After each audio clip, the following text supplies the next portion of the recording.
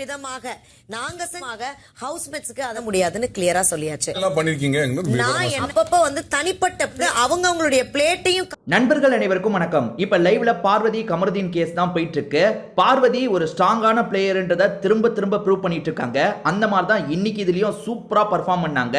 என்ன அப்படி பண்ணிட்டாங்கன்னு உங்களுக்கு ஒரு கேள்வி வரும் பாத்தீங்களா? அதை பத்தி தான் இந்த வீடியோல நம்ம பார்க்க போறோம். அதுக்கு முன்னாடி இந்த வீடியோக்கு ஒரு லைக்கை மட்டும் போடுங்க. ரெக்வஸ்டா தான் கேட்கிறேன். நீங்க லைக்கை போட்டீங்கன்னா இந்த வீடியோ இன்னும் கொஞ்சம் புஷ் ஆகும், இன்னும் நிறைய பேர்கிட்ட போய் சேர்றதுக்கு ஹெல்ப்ஃபுல்லா இருக்கும். அதனால தயவு செஞ்சு லைக் போடாதவங்க ஒரு லைக்கை மட்டும் போட்டு கண்டினியூ பண்ணுங்க. அதே மாதிரி சப்ஸ்கிரைப் பண்ணாதவங்க சப்ஸ்கிரைப் பண்ணி வச்சுக்கோங்க. ஆக்சுவலா இப்ப கமருதீனுக்கும் பார்வதிக்கும் எதிராக கேஸ் கொடுத்திருக்காங்க. வீட்டில் இருக்க 4 லேடிஸ் சேர்ந்த மாதிரி கேஸ் கொடுத்திருக்காங்க. என்ன கேஸ்னா, இவங்க 2 பேர் தப்பு பண்ணாங்க, அதுக்கு எங்க பொருள்லாம் போயிருச்சு. சரி, பொருள் போனா கூட பரவாயில்லன்னு பார்த்தா இவங்களுக்கு அந்த கில்ட் கொஞ்சம் கூட இல்ல, ஒழுங்கா வேலையும் செய்ய மாட்டாங்க அப்படின்ற மாதிரி குற்றச்சாட்டை வச்சு தான் கேஸை கொடுத்தாங்க. அவங்களுக்கு சார்பா யார் வரா? சபரி வராரு, லாயரா சபரி வராரு. அதே மாதிரி ஜட்ஜா வியானா வராங்க.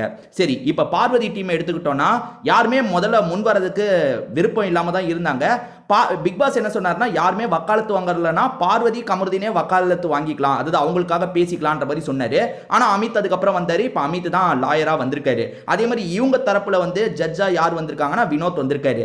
லாயரா வந்து இந்த இடத்துல வந்து அமித் தானே பேசணும். ஆனா பார்வதி பேசுறாங்க, ஒரு 10 நிமிஷம் பேசுறாங்க.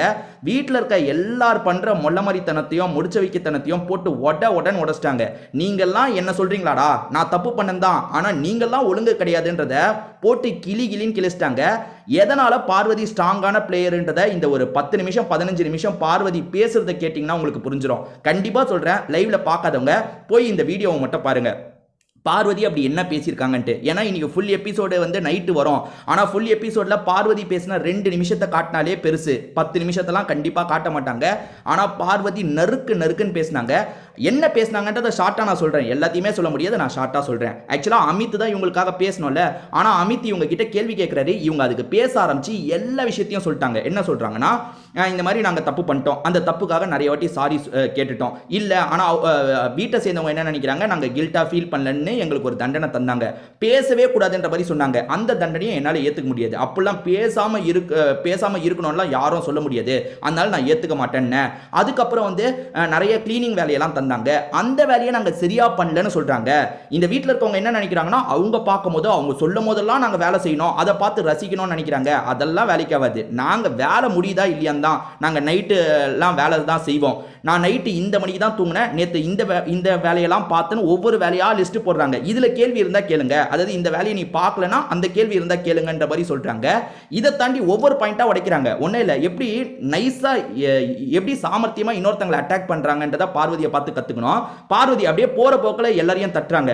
ஒண்ணே இல்ல, விக்ரம் எடுத்துக்கிட்டீங்கன்னா, விக்ரம் அரோராவை எடுத்துக்கிட்டீங்கன்னா கை அலர்ஜி அப்படின்ட்டு இந்த வேலையை பண்ண மாட்டாங்க. நாங்க அதை பத்திலாம் யோசிக்கிறதே இல்லை, நாங்க இந்த விஷயத்த பண்ணிட்டு இருக்கோம்.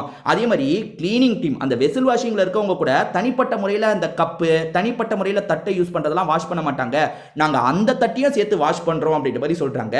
இன்னும் நிறைய விஷயங்களை சொல்றாங்க. சொல்லிட்டு அதாவது எல்லாருமே நாங்க மைக்கு போடல, நாங்க மைக்கு போடாம பேசிட்டோம், நாங்க மட்டும் தான் பேசிட்டோம், நாங்க பெரிய தப்பு பண்ணிட்டோம், நாங்க பண்ணனால தான் பிக் பாஸ் கோவமாயிட்டாரு, எங்க எல்லாருக்கும் தண்டனை தராருன்னு பேசுறாங்க. இந்த வீட்டில் நிறைய பேர் இதே விஷயத்த பண்ணியிருக்காங்க. நானே என் கண்ணால பார்த்திருக்கேன். ஒவ்வொருத்தரையா சொல்றாங்க. என்னன்னா, அரோரா துஷார் கிட்ட நிறைய வாட்டி மைக்க மறைச்சு பேசியிருக்கா, நான் பார்த்திருக்கேன்னு சொல்றாங்க. உண்மையான்னு கேட்டீங்கன்னா உண்மைதான், டவுட்டே வேணா, உண்மைதான், நிறைய வாட்டி மறைச்சு பேசியிருக்காங்க. அதே மாதிரி கமருதீன் கிட்டயும் நிறைய வாட்டி மைக்க மறைச்சு பேசியிருக்கா, கமருதீன் என்கிட்ட ஷேர் பண்ணியிருக்கான்ற மாதிரி சொல்றாங்க. அதுவும் உண்மைதான். ஸோ அரோராவோட சாப்டரை முடிச்சு விட்டாச்சா, அடுத்து வியானா பக்கம் திரும்புறாங்க. வியானாவும் எஃப்ஜேவும் நிறைய வாட்டி நைட்டு நேரத்தில் பொறுமையா பேசியிருக்காங்க, அதை நான் பார்த்துருக்கேன், இல்ல நான் கேள்விப்பட்டிருக்கேன்ற மாதிரி சொல்றாங்க. இல்ல நீங்க பார்த்ததை மட்டும் சொல்லுங்கன்ற மாதிரி சொன்னோன்னே, இல்ல அப்ப நான் இதை சொல்ல விரும்பலன்ற மாதிரி விட்டுட்டாங்க. வியானா அங்க ஜட்ஜா இருக்காங்க, நல்லா புரிஞ்சுக்கோங்க. ஜட்ஜுக்கே போற போக்குல ஒரு அடி. வியானா பண்ணியிருக்காங்களான்னு கேட்டீங்கன்னா உங்களுக்கு தெரியாதா? மக்கள் பார்த்துட்டு இருக்க நம்மளுக்கு தெரியாதா? ஆமா, பொறுமையா 2 பேருமே மாத்தி பேசியிருக்காங்கல்ல. இங்க பார்வதி என்ன சொல்றாங்கன்னா, என்னமோ நாங்கள் 2 பேர் மட்டும்தான் பண்ணவே கூடாத தப்பை பண்ணிட்டோம், நீங்களாம் வந்து கில்ட்டில் அப்படியே எதுவுமே பேசாமல் அமைதியாகவே இருக்கணும்னு வீட்டை சேர்ந்தவங்களாம் எதிர்பார்க்குறாங்க. அப்படிலாம் எங்களால் இருக்க முடியாது. அதாவது என்னன்னா, நீங்கள் தப்பு பண்ணிட்டீங்க, பாவம் பண்ணிட்டீங்க, அப்படியே அமைதியாகவே இருக்கணும், பேசவே கூடாது அப்படின்லாம் எதிர்பார்க்குறாங்க. அதே மாதிரி சேடிஸ்ட் மாதிரி யோசிக்கிறாங்க. நாங்கள் 2 பேரும் வந்து வேலை பண்ணோன்னு வேலை பண்ணுறதை பார்த்துக்கிட்டே இருக்கணும்னு நினைக்கிறாங்க. விக்ரம் அப்படி தான் சொன்னார். விக்ரம் இது வரைக்கும் க்ளீன் பண்ணியிருக்காரா? அவர் கையில் வந்து அலர்ஜின்னு கதை விட்டுட்டு தப்பிச்சிருவாரு அப்படின்ற மாதிரி சொல்கிறாங்க. இதை தாண்டி கிச்சனில் 2 குரூப்பாக பிரிஞ்சு தெரிஞ்சு இந்த குரூப் வேலை முடிச்சோன்னா க்ளீன் பண்ணி தரணுமா, அந்த குரூப் முடிச்சோன்னா க்ளீன் பண்ணி தரணுமா, இந்த மாதிரிலாம் ரூலே கிடையாது.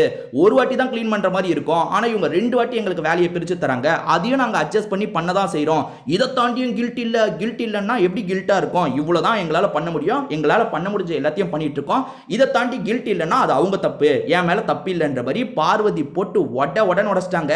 நீங்க இந்த 10 நிமிஷம் வீடியோவை கேட்டிருந்தீங்கன்னா நான் இப்ப கேட்டேன், அதனால தான் சொல்றேன். Super point. கண்டிப்பா இன்னைக்கு எபிசோட்ல இதுல ஒரு 2 நிமிஷத்தையாவது காட்டுவாங்க. அங்க கேஸ் கொடுத்தவங்களோட மூஞ்சிலாம் அப்படியே வெந்து போயிருச்சு. என்னடா இவளை காலி பண்ணிடலான்னு கேஸ் கொடுத்தா இவன் நம்ம எல்லாரையும் காலி பண்ணிட்டு இருக்கான்ற மாதிரி ஒரு பார்வை பார்த்துட்டு இருக்காங்க. விக்ரம்லாம் வந்து ஒரு ரியாக்ஷன் கொடுக்குறாராம்.